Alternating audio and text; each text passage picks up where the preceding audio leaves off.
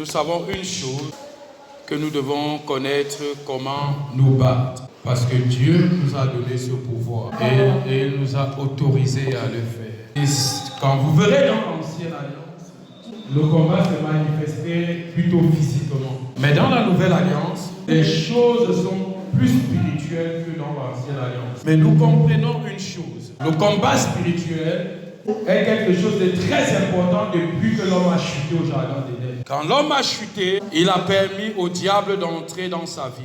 Voilà pourquoi quand le diable tentait Jésus-Christ, il a dit: si tu m'adores, je te donne tout ceci, car cela m'a été donné. Donné par qui? Gloire à Jésus. C'est devenu très important parce que l'homme a chuté et l'homme a donné sa position au diable. L'homme a donné sa position au diable. Ça veut dire que les choses ne devaient plus être faciles pour l'homme. Amen. Et le premier combat spirituel qu'on peut regarder dans la Bible et considérer comme un combat spirituel, on peut ouvrir rapidement notre Bible dans le livre de Genèse 4, Genèse 4, verset 1 à 16. Adam connut sa femme Ève, sa femme, elle conçut et enfanta Caïn, et elle dit: j'ai formé un homme avec l'aide de l'Éternel.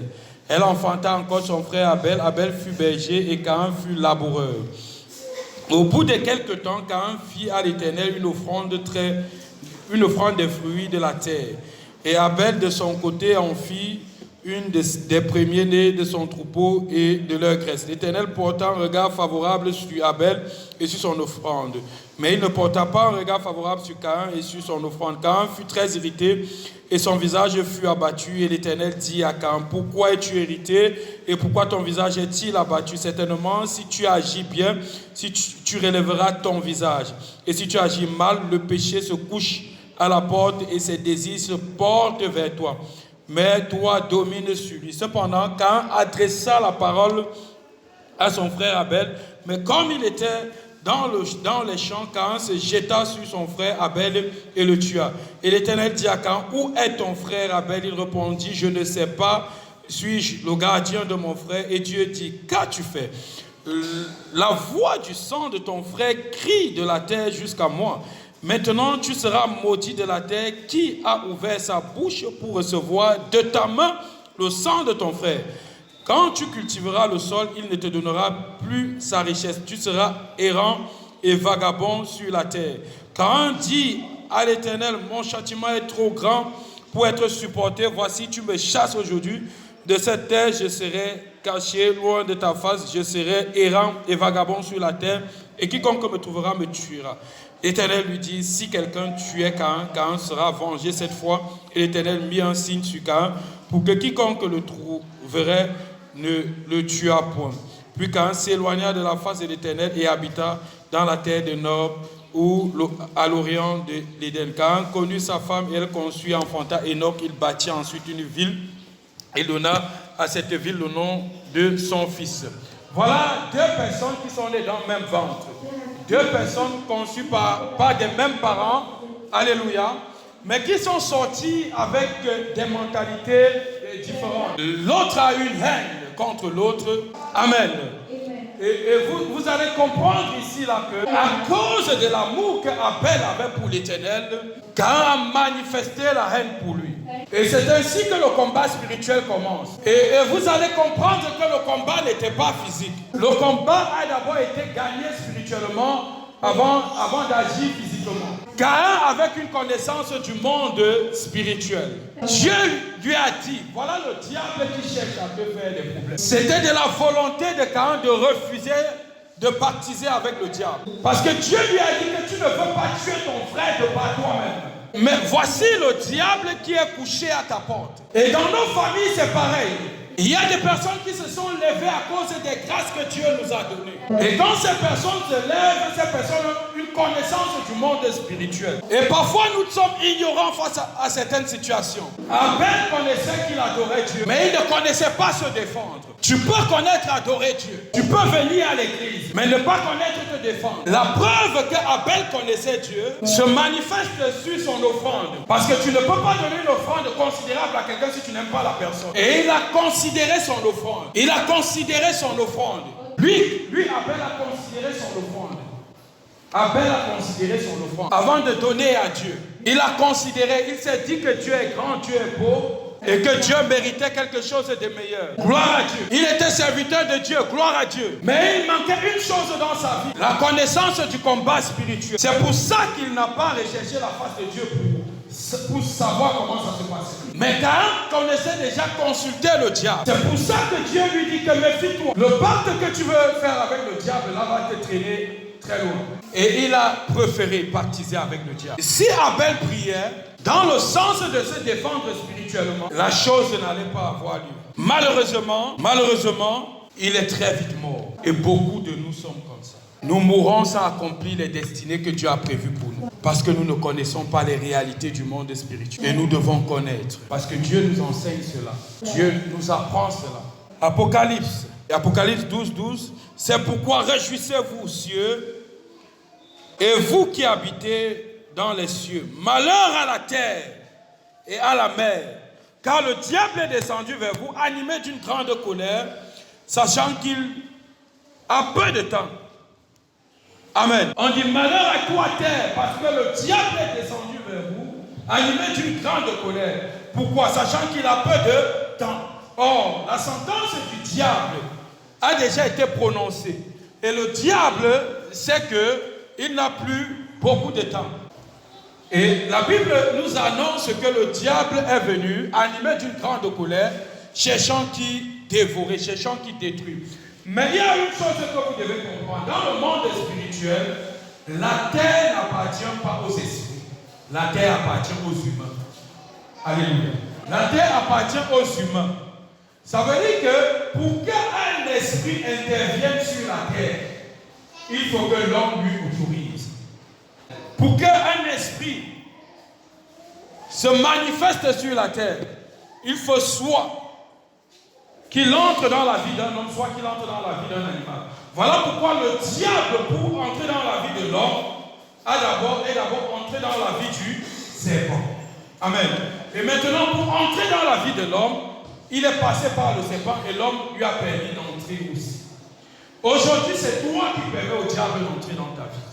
C'est toi qui permets. Si tu ne permets pas, il n'entrera pas. Alléluia. Et pour que Dieu intervienne également dans ta vie, la Bible dit que Dieu est esprit et ceux qui l'adorent doivent l'adorer en esprit et en vérité. Et voilà pourquoi Jésus-Christ sur la terre, quand il était 100% homme, pour qu'il permette à Dieu d'agir sur la terre en tant qu'homme, il passait son temps plus dans la prière. La prière pourquoi? Pour appeler l'intervention de Dieu dans la vie des hommes. Donc la prière est nécessaire. La prière est très importante. Et si nous ne prions pas, Dieu ne peut pas intervenir pour nous. Il y a des chrétiens qui passent le temps à dire que ça fait longtemps que je prie pour ça et je ne suis pas exaucé. Mais si tu passes ton temps à dire que je prie pour ça et tu te décourages et tu arrêtes de prier pour ça, c'est que tu ne permets pas à Dieu d'agir en ta faveur. Alléluia. C'est pour ça qu'il dit prier sans cesse. Parce que nous devons prier jusqu'à ce qu'il intervienne en notre faveur.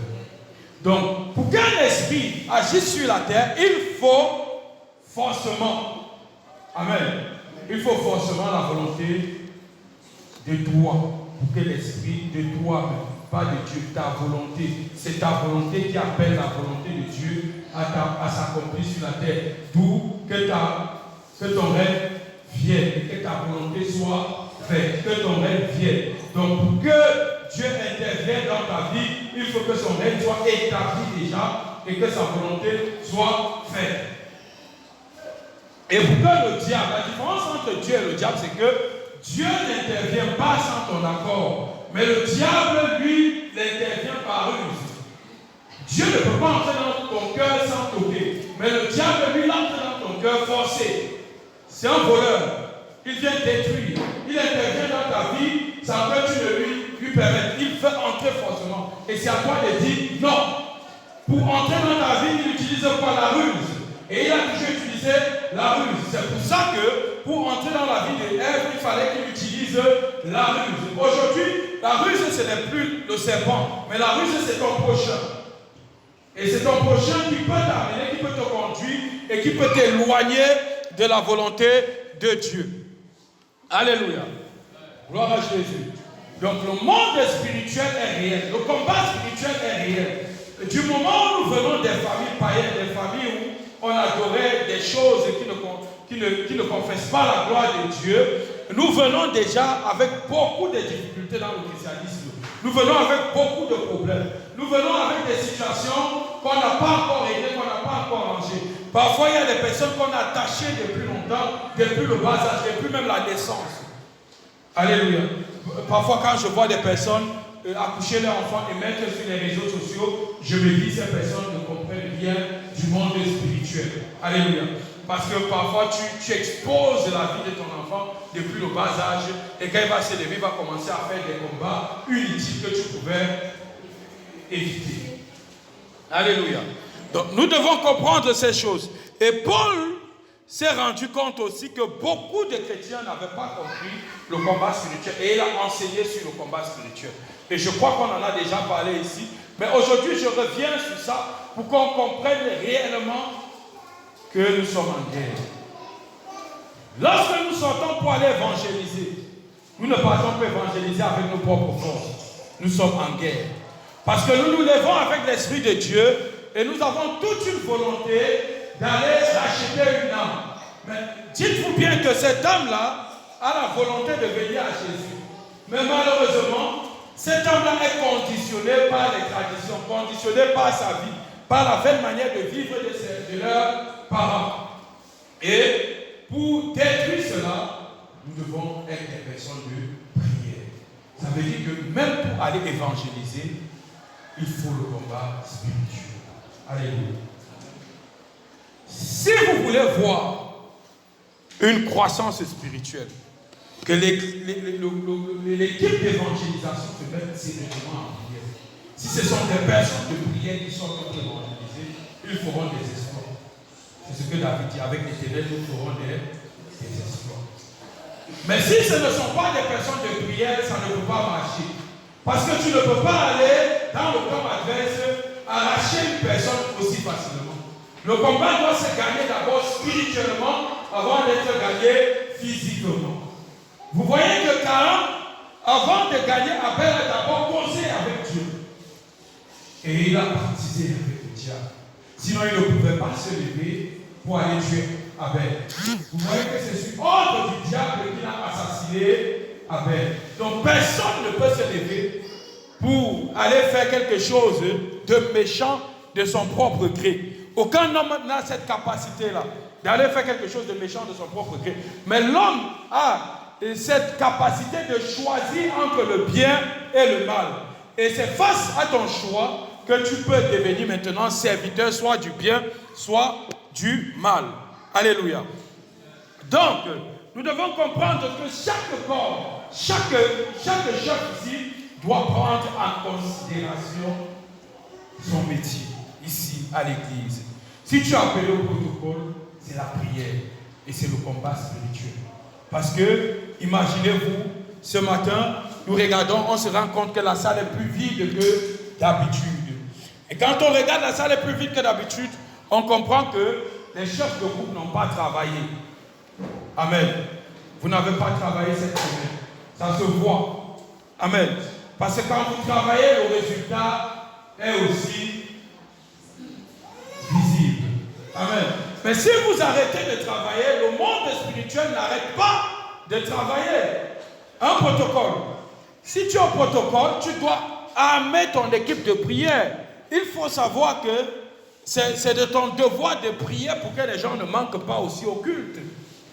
Alléluia. Parce que tu dois te plaindre à Dieu.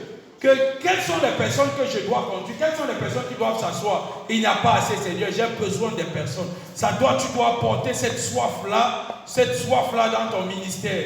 C'est cette soif-là que Dieu recherche. Des personnes qui ont soif. Voilà pourquoi il dit Isaïe, je cherche qui envoyer. Je cherche quelqu'un qui est disponible. Pour faire quoi? Pour intercéder pour les autres, pour ceux qui sont encore dans le camp adverse. Donc le combat spirituel ne se limite pas sur les batailles qu'on a dans nos familles, mais les batailles que nous faisons face à l'église, c'est quelque chose d'important. Lorsque tu es en train de travailler quelque part, il faut donner le meilleur de toi-même. Et il faut voir le résultat. Je me suis dit une chose. Quand tu étais à l'école tu donnais tout pour réussir. Mais quand tu es en église, pourquoi tu crois que tu ne dois pas donner tout pour réussir? Organisez-vous, travaillez. Le monde spirituel s'est levé contre vous. Et si vous tombez, ils vont gagner la bataille. Mais je crois que vous n'allez pas dormir. Alléluia. On ne peut pas céder face aux caprices de l'ennemi. On doit frapper. Parce que nous sommes venus gagner une bataille. Une bataille qui a déjà été, que le combat a déjà été. Alléluia. Nous combattons dans la victoire. Ce n'est plus quelque chose à refaire. Ça a déjà été fait. Donc ce que nous faisons maintenant, ce sont des batailles. Parce que le combat a déjà été gagné. Et pour que tu aies une bataille, tu dois te disposer. Et tu dois travailler. Et c'est un front pas facile. Parce que tu dois donner le résultat à l'église et donner le résultat dans ta famille. Et tu te dois de donner le résultat. C'est un travail qui est très important, qui n'aime pas les paresseux. Ici, c'est un travail qui veut des personnes disponibles, des personnes qui sont prêtes pour le Seigneur. Parce que Dieu vous a appelé. Et si Dieu t'a donné une tâche à l'église, considère cette tâche-là comme une tâche que tu rendras compte demain à Dieu. Et commence à te mettre sérieusement au travail. Avec qui est-ce que tu travailles? Est-ce qu'ils sont organisés? Commence à organiser ton équipe. Ce matin, Dieu t'interpelle là-dessus. C'est important. Nous devons nous lever, église. Nous devons nous lever.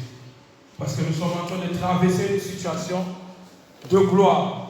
Et si nous n'entrons pas dans la gloire, nous allons rester dans la défaite. Or, nous ne sommes pas des perdants. Alléluia. Nous ne sommes pas des perdants.